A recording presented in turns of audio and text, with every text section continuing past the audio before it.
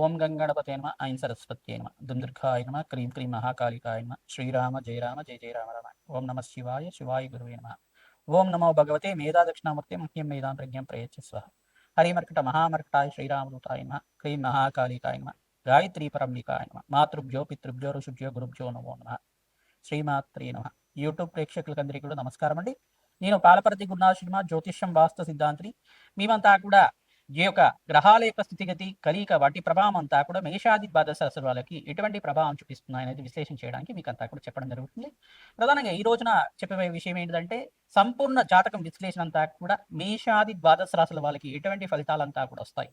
ప్రధానంగా లగ్నాన్ని బట్టి అంతా కూడా జాతకాన్ని అంతా కూడా ఏ రకంగా మనమంతా కూడా పరిష్కారం ఆచరించాలి, మీకు వివాహ యోగం కావాలన్నా లగ్నాన్ని బట్టి జన్మజాతకం బట్టి ఆధారపడి ఉంటుంది.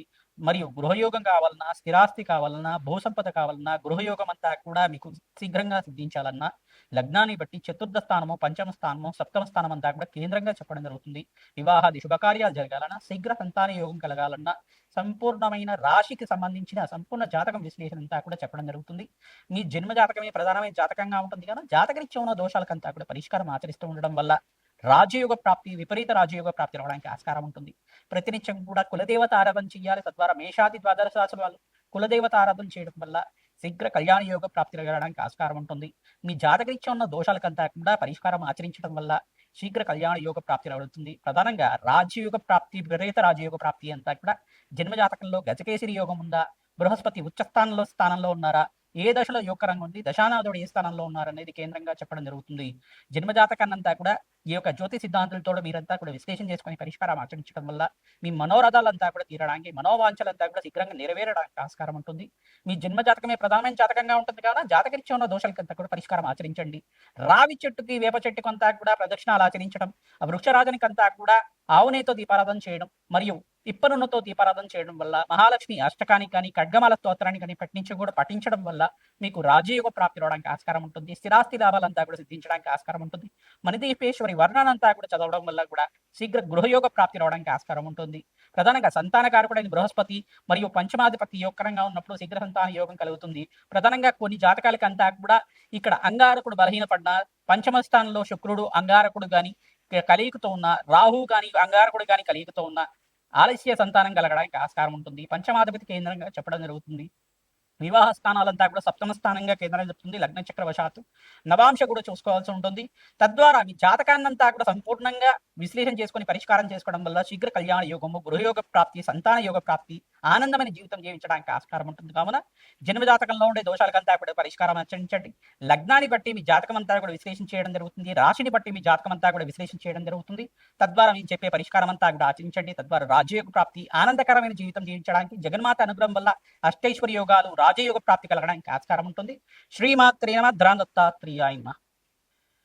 కన్యా రాశి జాతకులకి మీకంతా కూడా కన్యా రాశి, కన్యా లగ్న జాతకులకి విశేషంగా స్థిరాస్తి లాభాలు సిద్ధించాలన్నా, జాతకరీత్యా మీకంతా కూడా యోగకరమైన అదృష్ట యోగం సిద్ధించాలన్నా, మీకంతా కూడా లక్ష్మీ కటాక్షం సిద్ధించాలన్నా, లక్ష్మీ కుబేర యోగం సిద్ధించాలన్నా ప్రధానంగా శుక్రుడు యోగకరంగా ఉండాలి, అంగారకుడు యోగకరంగా ఉండాలి, విశేషంగా బృహస్పతి యోగకరంగా ఉండాలి, బుధ భగవానుడు అంతా కూడా రాజయోగ కారకుడుగా ఉండాలి.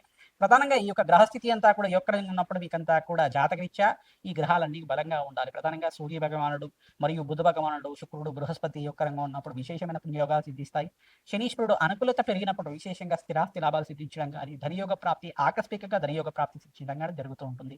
ప్రధానంగా చతుర్థాధిపతి అంతా కూడా బృహస్పతి మరియు సప్తమాధిపతి అంతా బృహస్పతి యోగకరంగా ఉన్నప్పుడు మీకంతా కూడా విశేషమైన లాభాలు సిద్ధించడానికి ఆస్కారం ఉంటుంది. విశేషంగా మీరంతా కూడా లక్ష్మీనారాయణ కళ్యాణం ఆచరించడం, ప్రధానంగా శివపార్వతుల కళ్యాణం ఆచరించడం వాళ్ళకి శీఘ్రంగా కళ్యాణ యోగ ప్రాప్తి రావడానికి ఆస్కారం ఉంటుంది.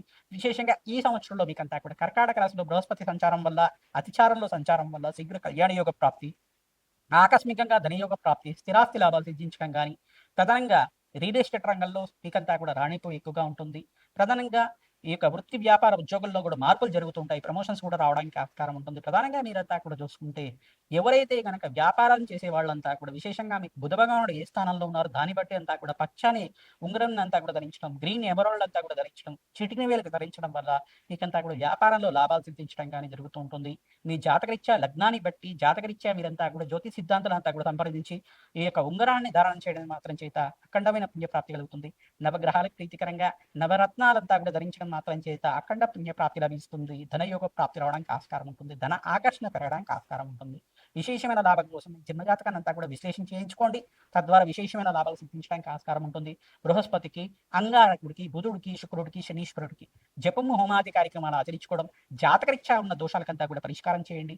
నవగ్రహాల దగ్గర ఆవునేత దీపారాధన చేయండి. ప్రధానంగా రావి చెట్టు దగ్గర ఆవునేత దీపారాధన చేయడం, ఖడ్గమాల స్తోత్రాన్ని పఠించుకోవడం, పఠించకుండా నవగ్రహాలకి 27 ప్రదక్షిణలు ఆచరించండి.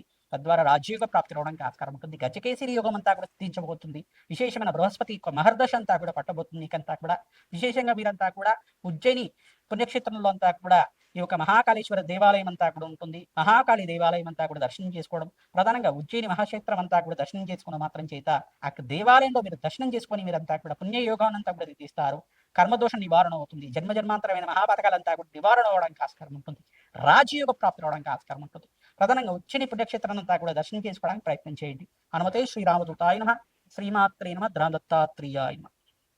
మేషాది ద్వాదశ రాశుల వాళ్ళకి, మేషాది ద్వాదశ లగ్నాల వాళ్ళకి ప్రధానంగా మీకంతా కూడా సంపూర్ణమైన జాతకం విశ్లేషణ అంతా కూడా చెప్పడం జరుగుతుంది. ప్రధానంగా మీకంతా కూడా జాతకరీత్యా ఉన్న దోషాలకంతా కూడా పరిష్కారం ఆచరించడం, లగ్న చక్ర ప్రకారంగా చతుర్థ స్థానము మీకంతా కూడా గృహయోగ కారణంగా చెప్తుంది. పంచమ స్థానం అంతా కూడా సంతాన యోగము, ఈ యొక్క వృత్తిలో ఉద్యోగంలో మార్పులు జరగడానికి, మంచి ఉద్యోగం అంతా కూడా ఎప్పుడు సిద్ధిస్తుంది, ఉద్యోగ కారకత్వం గురించి చెప్తుంది. స్థిరాస్తి లాభాలు, ప్రధానంగా గవర్నమెంట్ కాంట్రాక్ట్స్ గురించి కానీ, గవర్నమెంట్ ఉద్యోగాల గురించి కానీ, ప్రధానంగా విశేషంగా వ్యాపారంలో లాభాల గురించి కానీ పంచమ స్థానం కేంద్రంగా చెప్తుంది. ప్రధానంగా వ్యాపార స్థానం అంతా కూడా చూసుకుంటే షష్ఠ స్థానం, 6వ స్థానం చెప్తుంది. వివాహ యోగం సిద్ధించాలన్నా 7వ స్థానం అంతా కూడా లగ్న చక్ర ప్రకారంగా చెప్పడం జరుగుతుంది. దీర్ఘ సుమంగళి యోగము, ప్రధానంగా ఆయు ప్రమాణం గురించి చెప్పేదంతా కూడా 8వ స్థానం గురించి చెప్తుంది. దీర్ఘ సుమంగళి యోగం అంతా కూడా సిద్ధించడానికి ఆస్కారం ఉంటుంది. సౌభాగ్య స్థానం అంటారు. ప్రధానంగా మాంగళిక దోషం అనేది ఉందా లేదా, అష్టమ స్థానము, చతుర్థ స్థానము, మరియు ఇక్కడ చూసుకుంటే ద్వితీయ స్థానము, లగ్న స్థానము, ద్వాదశ స్థానంలో అనేది చెప్తాం. ప్రధానంగా ఇక్కడ అంగారక దోషం ఉందా లేదా అనేది నిరూపణ చేసుకోవాల్సి ఉంటుంది. ప్రధానంగా స్త్రీ దోషం అనేది ఉందా, స్త్రీ శాపం అనేది ఉందా, శుక్రుడు ఏ స్థానంలో ఉన్నాడు, బృహస్పతి ఏ స్థానంలో ఉన్నాడు, సప్తమాధిపతి ఏ స్థానంలో ఉన్నారు, ప్రధానంగా సంపూర్ణమైన విశ్లేషణ చేసుకొని గోచార చక్రాన్ని అన్వయం చేసుకొని లగ్న చక్రము, నవాంశము, దశాంశం అంతా కూడా చూసుకొని ఏ దశ నడుస్తుంది, దశాశిషం అంతా కూడా ఈ రకంగా ఉంది, అంతర్దశ ఏ అంతర్దశ నడుస్తుంది, ఆ దశాభుక్తి అంతా కూడా ఈ రకంగా ఉంది, ఎప్పుడు అనుకూలత పెరుగుతుంది అనేది పూర్వజన్మ పుణ్యం బట్టి, పూర్వజన్మ సుకృతాన్ని బట్టి ఆరాధన పడి ఉంటుంది. ప్రధానంగా మీకంతా కూడా విశేషంగా ఈ జాతకరీత్యా ఉన్న దోషాలంతా కూడా జన్మ దోషము, కర్మ దోషం అనేది ప్రధానంగా చెప్తారు. ప్రధానంగా పూర్వజన్మ సుకృతాన్ని బట్టి జీవన విధానం ఉంటుంది. పూర్వజన్మ పుణ్యాన్ని బట్టి జీవన విధానం ఉంటుంది. పూర్వీకుల యొక్క ఆశీర్వాదం బట్టి సంతాన యోగం, కళ్యాణ యోగం అనేది ఆధారపడి ఉంటుంది. విశేషంగా మీరంతా కూడా శాంతి పూజలు ఆచరించుకోవడం, మీ జాతకరీత్యా పితృదోషం కానీ, పితృశాపం కానీ, నవమస్థానంలో రాహు కానీ, కేతు కానీ సంచారం చేసినప్పుడు, చతుర్థంలో రాహు కానీ, చంద్ర రాహు కలయిక అనేది ఉన్నప్పుడు ఇక్కడ పితృదోషం అనేది వర్తిస్తూ ఉంటుంది. ఈ యొక్క దోషానికంతా కూడా మోక్ష నారాయణ బలి విధానం అంతా కూడా ప్రయాగ్రాజ్ దగ్గర కానీ, మరియు ఇక్కడ కాశీలో కానీ మీరంతా కూడా విశేషంగా మీరంతా కూడా ఆరాధన చేయడం, ప్రధానంగా ఎవరైతే గోకర్ణాలంతా కూడా మోక్షనారాయణ బలి విధానం ఆచరించుకోవడం, పిఠాపురం దగ్గరంతా కూడా మోక్షనారాయణ బలి విధానం ఆచరించుకోవడం వల్ల శీఘ్ర కళ్యాణ యోగం సిద్ధిస్తుంది. జన్మ జన్మాంతరమైన పితృదోషము, పితృశాపం నుంచి బయటపడడానికి ఆస్కారం ఉంటుంది. అంగారక దోషం ఉందా లేదా అని నిరూపణ చేసుకోవాల్సి ఉంటుంది. లగ్న చక్ర ప్రకారంగా, చంద్రలగ్న ప్రకారంగా, శుక్రలగ్న ప్రకారంగా అంతా కూడా అంగారకుడు ఏ స్థానంలో ఉన్నారు, దానికంతా కూడా పరిష్కారం అసలు అంగారక దోషం ఉందా లేదా అనేది లగ్నాన్ని బట్టి కేంద్రంగా చెప్పడం జరుగుతుంది. అంగారక దోషం అనేది కాకుండా చంద్రుడు ఏ బలంగా, చంద్రబలం ఏ రకంగా ఉంది, బృహస్పతి బలం ఏ రకంగా ఉంది, శుక్రుడి యొక్క బలం ఏ రకంగా ఉంది, కలత్త కారకుడైన శుక్రుడంతా కూడా యొక్కరంగా ఉన్నాడా లేదా అనేది నిరూపణ చేసుకోవాల్సి ఉంటుంది.